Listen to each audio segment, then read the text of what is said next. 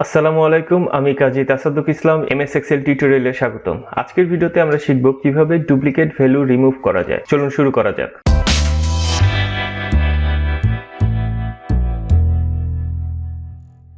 প্রথমে আমরা আমাদের রেঞ্জটাকে সিলেক্ট করে নিব। আমি এখানে ফার্স্ট সেলটাকে বা ফার্স্ট রোটাকে বাদ দিয়ে নিচ্ছি, কারণ এখানে আমাদের হেডার নেই। আমাদের হেডার আছে রো 2 থেকে। আমি রো 2 থেকে বাকি যে সেলগুলোতে ডেটা আছে সম্পূর্ণটাকে সিলেক্ট করে নিলাম। এখন আমি ডেটা ট্যাবে ক্লিক করব এবং এখানে একটি অপশন আছে রিমুভ ডুপ্লিকেটস। এখানে যখনই আমি ক্লিক করব আপনি দেখতে পাচ্ছেন এখানে একটা চেকমার্ক আছে মাই ডেটা হ্যাজ হেডার। এটাতে অলরেডি সিলেক্ট করা আছে এবং এই জন্য আমাদের কলাম হেডারগুলো এখানে লিস্টেড আছে। আপনি দেখতে পাচ্ছেন ফার্স্টে যে সেলটাতে বা যে রোটাতে কলাম হেডার আছে সেই রোটা কিন্তু আমাদের সিলেকশনের বাইরে চলে গিয়েছে এবং সেই কলামগুলোর হেডারগুলো এখানে লিস্টেড আছে।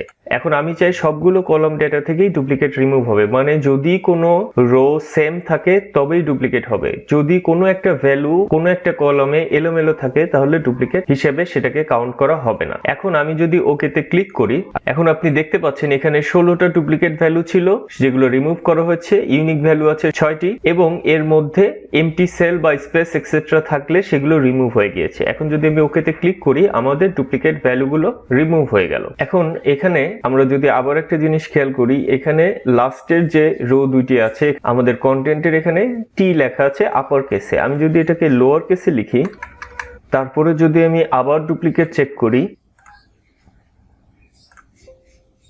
একই রেজাল্ট আসছে। তার মানে আমাদের এটা কেস সেন্সিটিভ না। মানে আপনার আপার কেস লেটার থাকুক আর লোয়ার কেস লেটার থাকুক, ডাজেন্ট ম্যাটার, যদি সেম লেখা থাকে তাহলে অবশ্যই এটা ডুপ্লিকেট হিসেবে কাউন্ট হবে এবং রিমুভ হয়ে যাবে। যখনই ডুপ্লিকেট রিমুভ করবেন শুধুমাত্র প্রথম ভ্যালুটা থাকবে এবং পরবর্তী সকল ভ্যালু রিমুভ হয়ে যাবে। আপনি যদি চান কেস সেন্সিটিভ গুলোকে ডুপ্লিকেট হিসেবে কাউন্ট করবেন না, সেক্ষেত্রে আপনাকে ভিন্ন একটি পদ্ধতি ব্যবহার করতে হবে। সেক্ষেত্রে আমাদের এই সিলেক্টেড রেঞ্জটাকে আগে টেবিলে কনভার্ট করতে হবে। সেটাকে যদি আমি ক্লিক করি ইনসার্টে, তারপর যদি আমি টেবিলে ক্লিক করি, আমাদের টেবিল হিসেবে এটা কনভার্ট হয়ে গেল। এখন যদি আমি ডেটা ট্যাবে ক্লিক করি এবং পাওয়ার কোয়েরি থেকে ফ্রম টেবিল সিলেক্ট করি এবং এখানে সবগুলো কলম যদি আমি সিলেক্ট করি, রাইট ক্লিক করি, এখানে একটি অপশন পাবেন রিমুভ ডুপ্লিকেটস। এখানে যদি আমি ক্লিক করি আমাদের ডুপ্লিকেট গুলো রিমুভ হয়ে গেল। এখন যদি আমি এখানে ক্লিক করি ক্লোজ এন্ড লোড, এই ড্রপ ডাউন থেকে ক্লোজ এন্ড লোড টু এটা সিলেক্ট করি, তাহলে আমাদের এক্সিস্টিং ওয়ার্কশিটের সিলেক্ট করি এই রেঞ্জটাকে এবং এখানে যদি ওকেতে ক্লিক করি, তারপরে যদি আমি লোডে ক্লিক করি, আমাদের ডুপ্লিকেট ভ্যালুগুলো রিমুভ হয়ে বাকি যে ডেটাগুলো থাকবে সেটা একটা টেবিল আকারে এখানে শো করবে। এখানে এটা কেস সেন্সিটিভ, তার মানে এখানে আপার কেস ছিল 3টা টি যেটা লোয়ার কেসকে ডুপ্লিকেট হিসেবে কাউন্ট করেনি, কিন্তু বাকি সব ডাটা সেম থাকা সত্ত্বেও শুধুমাত্র আপার কেস এবং লোয়ার কেসের কারণে এটাকে ইউনিক ভ্যালু হিসেবে কাউন্ট করেছে। যদি আপনার সিচুয়েশন এরকম হয় আপনার কেস সেন্সিটিভ ডেটাকে ডুপ্লিকেট করতে হবে, তখন আপনি ব্যবহার করবেন পাওয়ার কোয়েরির এই অপশনটি। যদি সিচুয়েশনটা এমন হয় আপনার ডেটা কেস সেন্সিটিভ না বা কেস সেন্সিটিভ হলেও আপনার কোনো প্রবলেম হবে না, সেই ক্ষেত্রে আপনি আমাদের প্রথম পদ্ধতিটা ব্যবহার করবেন।